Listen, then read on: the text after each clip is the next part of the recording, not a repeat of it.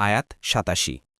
ইয়া আইয়ুহাল্লাযীনা আমানু লা তুহাররিমু তাইয়্যিবাতি মা আহাল্লাল্লাহু লাকুম ওয়া লা তা'তাদু ইন্নাল্লাহা লা ইউহিব্বুল মু'তাদিন।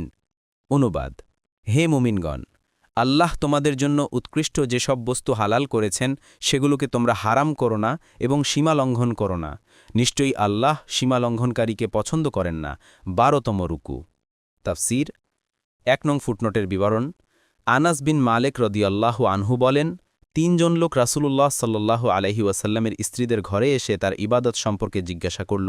তাদেরকে তা জানানো হলে তারা সেসবকে অল্প মনে করল এবং বলল, আমরা কোথায় আর রাসূল কোথায়? তার পূর্বাপর সমস্ত গুনাহ ক্ষমা করে দেয়া হয়েছে।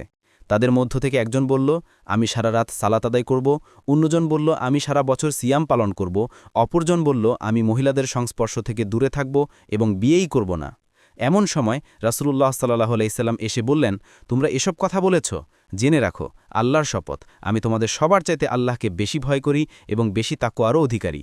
কিন্তু আমি সিয়াম পালন করি, সিয়াম থেকে বিরতও থাকি, সালাতও আদায় করি, আবার নিদ্রাও যাই এবং মেয়েদের বিয়েও করি।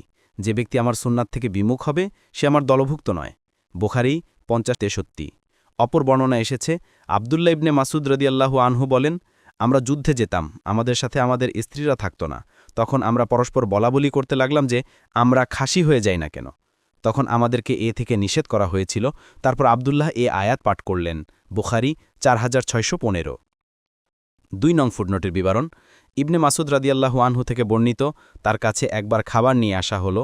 এক লোক খাবার দেখে একদিকে আলাদা হয়ে গেল এবং বলল, আমি এটা খাওয়া হারাম করছি। তখন আব্দুল্লাহ ইবনে মাসউদ বললেন, কাছে আসো এবং খাও আর তোমার শপথের কাফফারা দাও।